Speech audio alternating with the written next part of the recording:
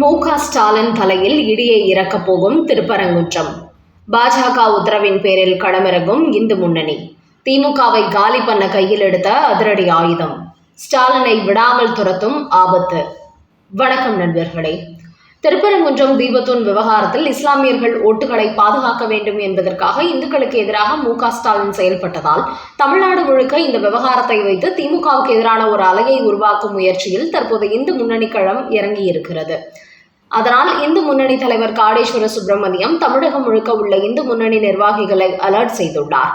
தேர்தல் நெருங்கும் நேரத்தில் தமிழகம் முழுக்க உள்ள இந்து முன்னணி நிர்வாகிகள் தெருமுனை பிரச்சாரங்களில் ஈடுபட வேண்டும். திமுக தொடங்கப்பட்ட காலத்திலிருந்து இந்துக்களுக்கு எதிராக எப்படிப்பட்ட அரசியல் செய்து வருகிறார்கள். குறிப்பாக இப்போது முதலமைச்சர் மு.க.ஸ்டாலின் இஸ்லாமியர்களின் ஓட்டுக்காக இந்துக்களை எப்படியெல்லாம் அவமானப்படுத்துகிறார், அசிங்கப்படுத்துகிறார், இந்துக்களுக்கு எப்படியெல்லாம் தடை போடுகிறார் என்பதையெல்லாம் பொது மக்களிடையே பிரச்சாரம் செய்து அவர்கள் மத்தியில் திமுகவுக்கு எதிரான ஒரு அலையை உருவாக்க வேண்டும் என்று உத்தரவு போட்டுள்ளார். இந்த பிரச்சாரத்தில் ஈடுபடும் இந்து முன்னணி நிர்வாகிகள் எப்படிப்பட்ட விஷயங்களை எல்லாம் மக்கள் மன்றத்தில் எடுத்து வைக்க வேண்டும் என்று அனைவருக்கும் ஒரு அறிக்கை அனுப்பப்பட்டுள்ளதாம். இதுபோன்ற விஷயங்களை முன்வைத்து மக்கள் மத்தியில் பிரச்சாரம் செய்ய வேண்டும் என்று கேட்டுக்கொள்ளப்பட்டதோடு, திருப்பரங்குன்றம் தீபத்தூணில் தீபம் ஏற்ற நீதிமன்றமே அனுமதி கொடுத்த போதும் அதை மு.க.ஸ்டாலின் தடுத்து நிறுத்தியதை ஹைலைட் பண்ண வேண்டும்.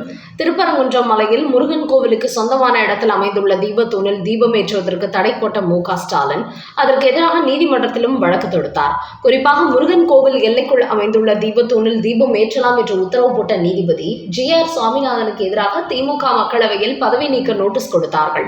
அந்த அளவுக்கு இந்துக்களுக்கு ஆதரவாக யார் செயல்பட்டாலும் அவர்களை ஒழித்துவிட வேண்டும் என்று மு.க.ஸ்டாலின் திட்டம் போடுகிறார். அதனால் இப்படிப்பட்ட திமுகவை நாம் ஒழித்து கட்ட வேண்டும். ஆட்சி அதிகாரத்திலிருந்து விரட்டி அடிக்க வேண்டும். அதற்காக வரப்போகிற சட்டமன்ற தேர்தலில் அனைத்து இந்துக்களும் திமுகவை புறக்கணிக்க வேண்டும் என்பதை முன்னிலைப்படுத்தி இந்த பிரச்சாரம் தமிழ்நாடு முழுக்க நடைபெற உள்ளதாம். இதற்காக தமிழ்நாடு முழுக்க சுற்றுப்பயணம் செய்து வந்துள்ள இந்து முன்னணி காடேஸ்வர சுப்பிரமணியம் திருப்பரங்குன்றம் தீபத்தூண் விவகாரத்தில் தமிழ்நாடு முழுக்க உள்ள முருக பக்தர்கள் திமுகவுக்கு எதிராக திரும்பிவிட்டார்கள். அதனால் இந்த பிரச்சாரத்திற்கு பிறகு ஒட்டுமொத்த இந்துக்களும் திமுகவிற்கு எதிராக திரும்ப வேண்டும். அதுதான் எங்களது நோக்கம். அதனால் 2026 சட்டமன்ற தேர்தல் திமுகவின் மிகப்பெரிய அளவில் இந்துக்களை புறக்கணிக்க போகிறார்கள். இதனால் சட்டமன்ற தேர்தலில் மு.க.ஸ்டாலின் மிகப்பெரிய தோல்வியை சந்திப்பார் என்று காடேஸ்வர சுப்பிரமணியம் ஒரு செய்தி வெளியிட்டுள்ளார். அடுத்த செய்தி. திருப்பரங்குன்றம் மலை அபகரிப்பு எதிரொலி. யானை மலையை அபகரிக்கும் கிறிஸ்தவர்கள். போலீசுக்கு போன புகார். மதுரை திருப்பரங்குன்றம் மலையில் முருகன் கோவிலுக்கு சொந்தமான பகுதிகளை எப்படி அங்குள்ள சிக்கந்தர் தர்காவினர் அபகரித்து வைத்திருக்கிறார்களோ அதுபோன்று மதுரையில் இந்துக்கள் கடவுளாக வணங்கும் ஒத்தக்கடை யானை மலையில் கிறிஸ்தவர்கள் சிலுவை வழிபாடு நடத்தி இருப்பதாக தற்போது பாஜக சார்பில் அங்குள்ள காவல் நிலையத்தில் ஒரு புகார் அளித்துள்ளார்கள். அதாவது பாஜகவின் தமிழ் இலக்கியம் மற்றும் தமிழ் வளர்ச்சி பிரிவு மாநில செயலர் ஹரிஹரபுத்திரன் என்பவர் இந்த புகாரை அளித்திருக்கிறார். அதில் கிறிஸ்தவ அமைப்பைச் சேர்ந்த சிலர் யானைமலை மீது ஏறி சென்று சிலுவையை வைத்து வழிபாடு செய்துள்ளார்கள். அதோடு அங்கு தாங்கள் எடுத்துக்கொண்ட புகைப்படங்களையும் சோசியல் மீடியாவில் வெளியிட்டுள்ளார்கள். ஆனால் யானைமலை என்பது இந்துக்கள் வணங்கும் ஒரு கடவுளாக இருந்து வருகிறது. சமணர் படுக்கைகள் நிறைந்த இந்த மலையில் தொல்லியல் துறை கட்டுப்பாட்டில் இருக்கிறது. ஆனால் இந்துக்களின் இந்த புனித மலையை தற்போது கிறிஸ்தவர்கள் ஆக்கிரமிக்கும் முயற்சியில் ஈடுபட்டுள்ளார்கள்.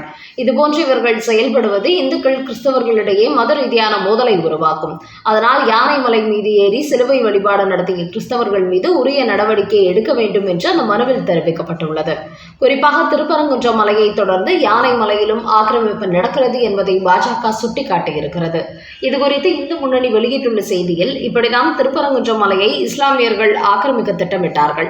அதையடுத்து நீதிமன்றம் வரை இந்த விஷயத்தை கொண்டு சென்றதோடு போராட்டமும் நடத்தினோம். அதையடுத்து இப்போது யானை மலையை கிறிஸ்தவர்கள் ஆக்கிரமித்துள்ளார்கள். இதை காவல்துறை தடுக்கவில்லை என்றால் அவர்கள் வாரந்தோறும் ஞாயிற்றுக்கிழமைகளில் சிலுவை வழிபாடு நடத்த தொடங்கி விடுவார்கள். அதனால் காவல்துறை துரிதமாக நடவடிக்கை எடுக்க வேண்டும் என்று இந்து முன்னணி கேட்டுக்கொண்டுள்ளது.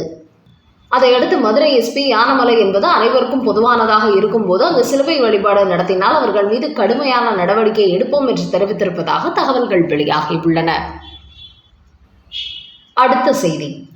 காங்கிரஸ் கட்சி வேட்பாளர்களை வீழ்த்த மு.க.ஸ்டாலின் போட்ட ரகசிய திட்டம். திமுக நிர்வாகிகளுக்கு பறந்த அவசர உத்தரவால் அலர்ட்டான மாணிக்கம் தாக்கூர். தமிழக முதலமைச்சர் மு.க.ஸ்டாலின் மீண்டும் தான் வெற்றி பெற்று முதலமைச்சராகிவிட வேண்டும் என்று 26 கட்சிகளுடன் கூட்டணி டீல் போட்டுள்ளார்.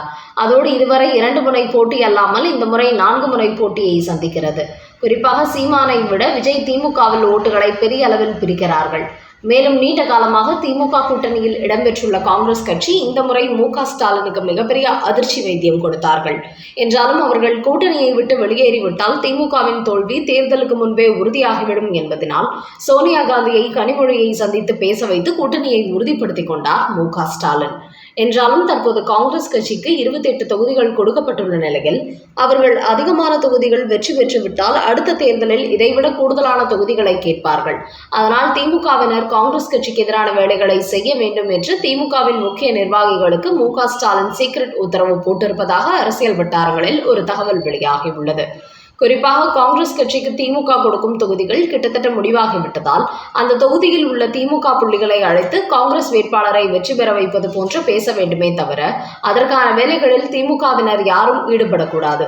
தேர்தலுக்கு முன்பே நமக்கு எதிராக செயல்படும் காங்கிரஸ் கட்சியினர் போட்டியிடும் 28 தொகுதிகளிலும் வெற்றி பெற்றுவிட்டால் சட்டசபைக்குள் வந்து நமக்கு எதிராகவே குரல் கொடுப்பார்கள்.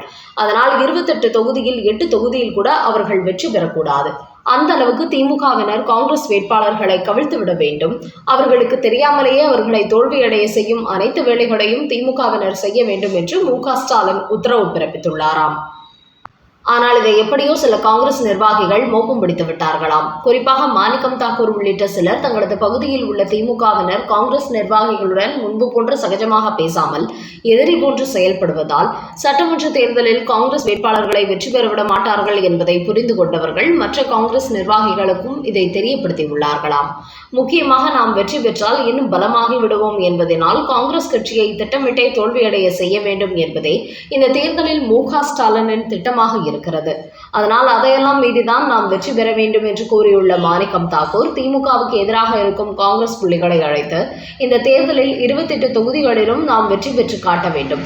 காங்கிரஸ் கட்சிக்கு தமிழ்நாட்டில் பெரிய வாக்கு வங்கி உள்ளது. திமுக அதிகப்படியான தொகுதிகள் வெற்றி பெறுவதற்கு காங்கிரசின் ஓட்டுகள் காரணம் என்பதை மு.க. ஸ்டாலினுக்கு உணர்த்தும் வகையில் நம்முடைய செயல்பாடு இருக்க வேண்டும். அதோடு காங்கிரஸ் வேட்பாளர்கள் வீழ்த்தும் வேலைகளை திமுகவினர் வெளிப்படையாகவே செய்தால் நாமும் திமுகவினருக்கு எதிராக அந்த வேலையை செய்ய வேண்டும். கூட்டணி கட்சிகள் அனைத்தும் ஒருங்கிணைந்து செயல்பட்டால் தான் வெற்றி பெற முடியும். ஆனால் இப்படி திமுக தாங்கள் மட்டுமே வெற்றி பெற வேண்டும், கூட்டணியில் உள்ள மற்ற கட்சிகள் எல்லாம் தோல்வியடைய வேண்டும் என்று செயல்பட்டால் அவர்களுக்கு நாம் சரியான பதிலடி கொடுக்க வேண்டும் என்று கோரியுள்ள மாணிக்கம் தாக்கூர் தமிழ்நாடு முழுக்க காங்கிரஸ் கட்சியினர் போட்டியிடும் தொகுதிகளில் திமுகவினரின் செயல்பாடு எப்படி இருக்கிறது என்பதை கண்காணிக்குமாறு தங்கள் கட்சி நிர்வாகிகளிடத்தில் கூறியுள்ளாராம். அதனால் சட்டமன்ற தேர்தலில் மு.க. ஸ்டாலினின் தீவிர முயற்சி காரணமாக திமுக காங்கிரஸ் கூட்டணி உருவாகி இருந்தாலும் காங்கிரசுக்கு எதிராக திமுக தரப்பு செயல்பட்டால் கண்டிப்பாக அடுத்த தேர்தலில் திமுக கூட்டணியில் காங்கிரஸ் இணைவதற்கான வாய்ப்பு 100% குறைந்துவிடும் என்கிற தகவல்களும் வெளியாகியுள்ளன.